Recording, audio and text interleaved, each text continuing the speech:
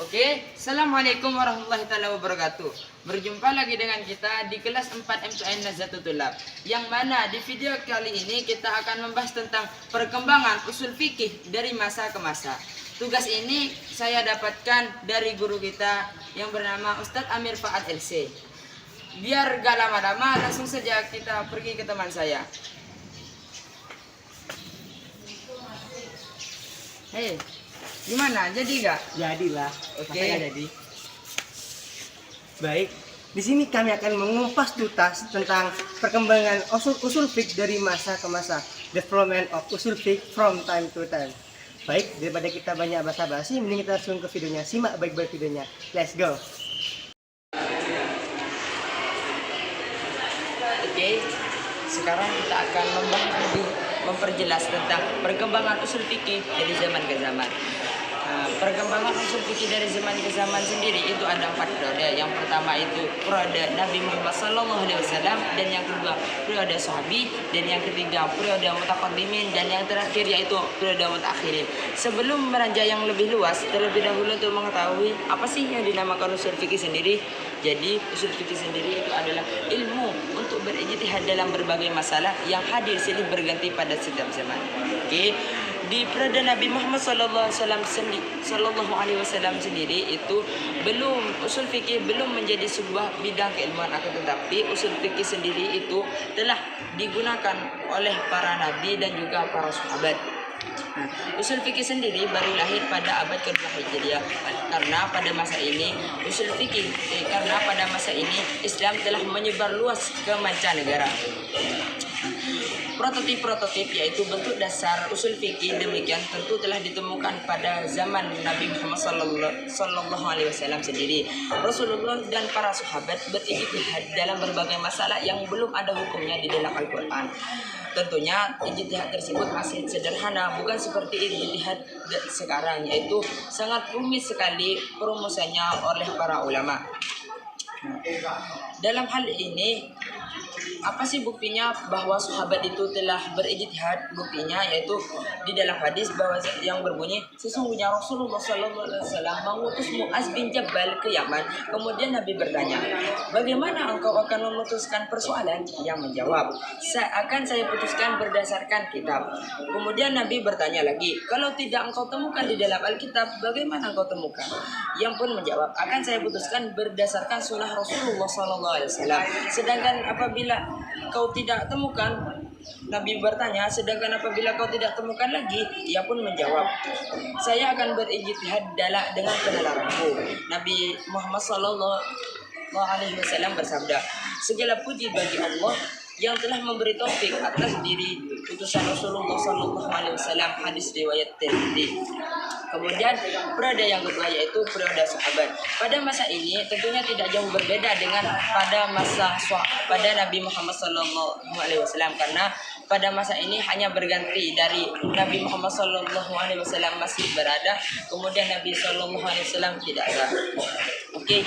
Pada masa ini 3 sumber yang sangat penting untuk memecahkan hukum. Yang pertama yaitu Al-Quran, Sunnah, dan juga yang terakhir yaitu Ar-Ra'yu ataupun nalar.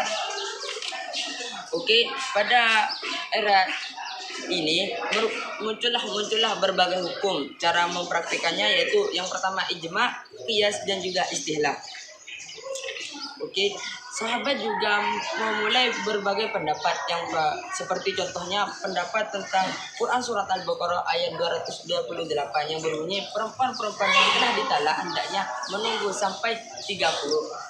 Maksudnya kata kuru ini pada Abu Bakar menunjukkan bahwanya kata kuru ini menunjukkan tentang haid, sedangkan menurut Aisyah kata kuru itu menunjukkan tentang suci. Oleh karena itu karena perdebatan telah bermunculan pada era sahabat. Terus yang ketiga yaitu periode mutaqaddimin. Periode mutaqaddimin ini yang terdiri dari tabi'in dan juga tabi'at tabi'in. Oleh karena itu tabi'in adalah generasi setelah sahabat. Mereka bertemu dengan sahabat dan belajar kepada sahabat. Pada masa ini metode istinbatnya tabi'in tidak jauh berbeda dengan metode istinbatnya para sahabat. Sedangkan kenapa sih pada periode ini sangat muncul gitu. Jadi pada periode ini muncul dua fenomena yang sangat penting. Yang pertama yaitu pemalsuan hadis, yang kedua yaitu perdebatan mengenai penggunaan ra'yu yang memunculkan antara dua golongan. Yang pertama yaitu golongan Tira yaitu ahli ar-ra'yu, dan yang terakhir yaitu kelompok Madinah ahli al-hadis. Oke. Merenjak ke masa tabi'in. Yang pertama yaitu Imam Abu Hanifah. Abu Hanifah ini lahir pada tahun 80 Hijriah di Irak, karena beliau pun memiliki madhab yang bernama yaitu madhab Hanafi. Oleh karena itu Imam Hanafi telah membukukan beberapa kitab usul fikih.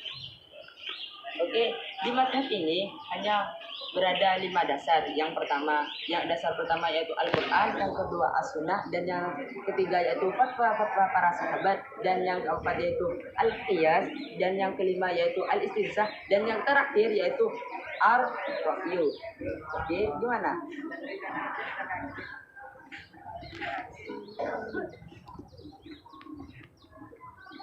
Itu Bate. Imam Malik. Sebab kemunculan usul fiqh di zaman Imam Malik. Mazhab Malik berkembang di khilafah timur atas dukungan Al-Mansur, dan khilafah barat atas dukungan Yahya ibnu Yahya ketika diangkat menjadi qadi oleh para khalifah. Andalusia di Afrika Al-Mu'is mewajibkan seluruh penduduk untuk mengikuti mazhab Maliki. Sumber hukum dalam istinbat. Sistematika sumber hukum atau istinbat Imam Malik pada dasarnya ia tidak menulis secara sistematis, akan tetapi para muridnya atau mazhabnya menyusun sistematika Imam Malik. Sebagaimana pada ia dalam kitabnya Al-Mudarrak sebagai berikut. Sesungguhnya manhaj Imam dan Al-Hujjah. Pertama, ia mengambil kitabullah. Jika tidak ditemukan dalam kitabullah, ia mengambil as-sunnah. Kategori as-sunnah menurutnya hadis-hadis Nabi dan fatwa-fatwa Nabi.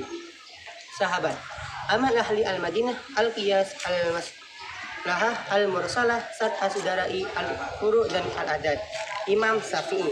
Sebab kemunculan usul fiqh di zaman Imam Syafi'i. Sebab kemunculannya sama dengan Imam Malik, namun di sini yang membedakan adalah mazhab Syafi'i membesar di Mesir ketika Salahuddin al-Ayyubi merebut negeri itu. Sumber hukum dalam istinbat. Pola pikir Imam Syafi'i secara garis besar dapat dilihat dari kitab Al-Um yang menguraikan sebagai berikut. Ilmu itu bertingkat secara berurutan. Pertama-tama adalah Al-Quran dan As-Sunnah apabila telah tetap. Kemudian kedua ijma ketika tidak ada dalam Al-Quran, As-Sunnah, dan adanya ikhtilaf di antara mereka. Keempat, istilah sahabat Nabi. Kelima, qiyas yang tidak dikiaskan selain kepada Al-Quran dan As-Sunnah, karena hal itu telah berada dalam kedua sumber, sesungguhnya mengambil ilmu dari yang teratas. 4. Imam Ahmad bin Hambal. Sebab kemunculan usul fiqh di zaman Imam Ahmad bin Hambal. Mazhab Hambali menjadi kuat pada masa pemerintahan Al-Mutawakkil. Waktu itu Al-Mutawakkil tidak mengangkat seorang qadi kecuali dengan persetujuan Imam Ahmad ibnu Hambal. Sumber hukum istinbat. Adapun dasar-dasar hukum yang digunakan Imam Ahmad bin Hambal adalah yang pertama Al-Quran dan hadis, yang ini apabila beliau mendapatkan nas, maka beliau tidak lagi memperhatikan dalil-dalil yang lain dan tidak memperhatikan pendapat-pendapat sahabat yang menyalahinya. Yang kedua, Ahmad bin Hambal berfatwa dengan fatwa para sahabat yang memilih pendapat sahabat yang tidak menyalahinya, ikhtilaf, dan yang sudah sepakat. Yang ketiga, apabila fatwa sahabat berbeda-beda, Ahmad bin Hambal memilih salah satu pendapat mereka yang lebih dekat kepada Al-Quran dan As-Sunnah. Yang keempat, Ahmad bin Hambal menggunakan hadis mursal dan daif apabila tidak ada atsar, kaul sahabat atau ijma yang menyalahinya. Yang kelima, apabila tidak ada dalam nas, As-Sunnah, kaul sahabat, riwayat masyhur, hadis mursal dan daif, Ahmad bin Hambal menganalogikan atau menggunakan kias, dan kias baginya adalah dalil yang digunakan dalam keadaan terpaksa. Periode mutakhirin, generasi para murid Imam Mazhab. Tiap-tiap mujtahid memiliki kaidah-kaidah istinbat hukum sendiri. Kaidah-kaidah itu ditulis dan dibukukan oleh murid-muridnya.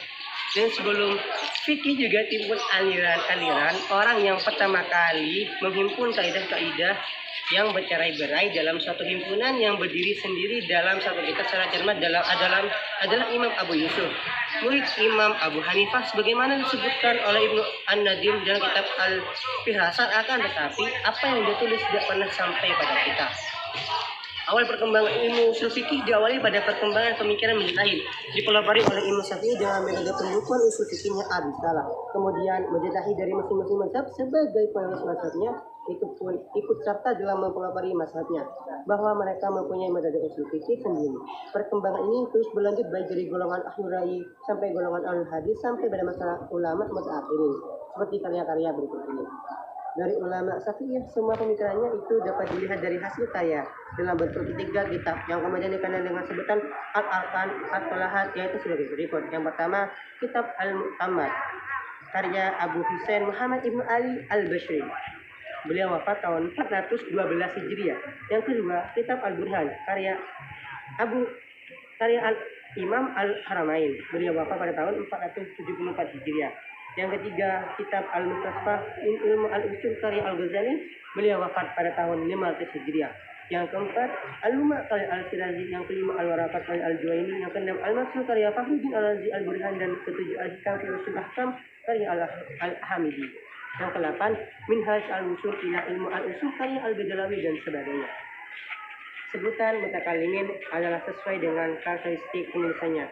Kaum mutakalimin adalah orang-orang yang banyak berbulat, termasuk logika Yunani. Orang-orang seperti Qadhi Abdul Jabbar adalah seorang teolog Mu'tazilah. Imam Abu Al-Husain Al-Basri pun termasuk dalam aliran Mu'tazilah. Sementara itu, Imam Abu Bakar Al-Baqilani yang menulis buku Al-Taqrib wa Al-Irsyad dan diringkas oleh Imam Al-Juwaini dipandang sebagai Syekh Al-Usuliyyin. Imam Al-Juwaini sendiri, Imam Al-Ghazali dan Fakhruddin Al-Razi adalah di antara tokoh-tokoh besar Asy'ariyah. Penulis usul fiqh ada pula penulis yang tidak menunjukkan kejelasan afiliasi teologis, tetapi menulis dengan pola mutakalimin seperti Imam Abu Ishaq Al-Shirazi.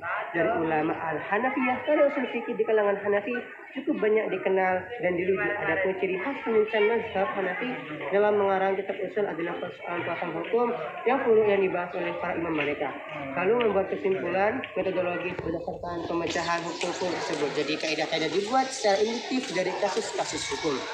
Kaidah yang sudah dibuat bisa berubah dengan munculnya kasus-kasus hukum yang menuntut pemecahan hukum yang lain. Kitab-kitab usul fikih yang khas menunjukkan metode Hanafi antara lain: yang pertama, Al-Fusul fi Usul Fikih karya Imam Abu Bakar Al-Jassas, Usul Al-Jassas sebagai pengantar ahkam Al-Quran. Yang kedua, Taqwim Al-Adillah karya Imam Abu Zaid Al-Nabusi. Yang ketiga, Kanz Al-Usul ila Ma'rifat Al-Usul karya Fah Al-Islam Al-Baghawi. Yang keempat, Usul Fikih karya Imam Al-Sarasi, Usul Al-Sarasi. Kitab-kitab yang berkembang pada zaman kontemporer saat ini yaitu: yang pertama, Usul Fikih oleh Abdul Wahab Khalaf. Yang kedua, Mabadi'ul Awaliyah As-Sulam Al-Bayan oleh Abdul Hamid Hakim. Yang ketiga, Al-Mustasfa oleh Abu Hamid Muhammad bin Muhammad Al-Ghazali As-Safi'i. Yang keempat, Tanqihul Usul oleh Sadrul Syariah Ubaidillah bin Mas'ud Al-Bukhari Al-Hanafi. Semua itu menjadikan dorongan dan motivasi untuk menyusun batasan dan bahasan mengenali dalil-dalil syarak dan syarat-syarat yang metode menggunakan dalil-dalil. Timbullah pemikiran untuk membuat peraturan dalam melakukan ijtihad dan penegakan hukum. Keseluruhan peraturan itu merupakan kaidah-kaidah yang harus dipegang oleh para mujtahid dalam mengistimbatkan hukum. Usul fikih dikenal dengan sebagai satu cabang ilmu yang berdiri sendiri pada abad ke-2 Hijriah. Aliran yang menggabungkan kedua sistem yang dipakai dalam menyusun usul fikih oleh aliran Syafi'iyah dan aliran Hanafiyah. Ulama mutaakhirin melakukan tahqiq terhadap kaidah-kaidah usuliyah yang dirumuskan kedua alim tersebut. Lalu mereka meletakkan dalil-dalil dan dirumuskan argumentasi untuk pendukungnya serta menerapkan pada furu' fikih. Para ulama yang menggunakan aliran mutakhirin ini berasal dari kalangan Syafi'iyah dan Hanafiyah.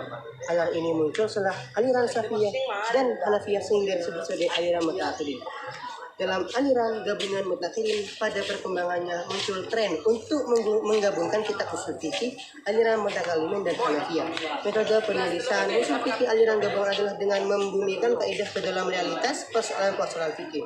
Persoalan hukum yang dibahas imam-imam mazhab diolah dan tunjukkan kaidahnya menjadi sandaranya. Karya-karya aliran gabungan lahir dari kalangan Hanafi dan kemudian diikuti kalangan Syafi'iyah. Di antaranya adalah dari kalangan Hanafi lahir kitab Badi' Al-Nizam Al-Jami, baik kitab kitab Al-Ghazali wa Al-Ihkam yang merupakan gabungan antara kitab usul karya Al-Ghazali dan Al-Ihkam karya Al-Amidi. Kitab tersebut ditulis oleh Muzaffar al-Din Ahmad bin Ali al-Hanafi. Ada pula kitab Tamkin usul karya Sad'ar al-Syariah al-Hanafi. Kitab tersebut adalah ringkasan dari kitab Al-Nasul karya Imam Al-Razi, Muntaha al-Sul karya Imam Ibnu Hajib, dan usul Al-Ghazali. Kitab tersebut ia sarah sendiri dengan wujud karya Sad'ar al-Syariah al-Hanafi. Kemudian lahir kitab Syarah al-Tawdil karya Sa'ad al-Din al-Tafsir al-Safi dan Jam al-Jawami karya Taj al-Din al-Sufi al-Safi. Dan perkembangan terakhir penyesuaian kitab usul fikih tampak lebih banyak mengikuti cara yang dapat aliran mutaakhirin. Gimana? Jadi gimana? Sudah? Sudah kok. Alhamdulillah. Jadi Alhamdulillah. itu kami telah menjelaskan tentang perkembangan usul fikih dari zaman ke zaman, baik dari zaman Nabi Muhammad sampai zaman sekarang. Oke, apabila kalian ingin bertanya lebih detail, jangan lupa untuk tulis komentarnya di bawah kolom komentar. Dari kami, mohon maaf sebesar-besarnya karena al-insanu makhlukul khata' wa nisyan. Karena manusia itu adalah tempatnya salah dan juga lupa. Oke, kalau gitu yang terakhir kalian jangan lupa subscribe channel kami berdua dan follow Instagram dan Facebook kami berdua. Nanti linknya saya taruh di bawah ini ya. Oke, jangan lupa ya. Akhirul kalam. Assalamualaikum warahmatullahi taala wabarakatuh. Bagi deh.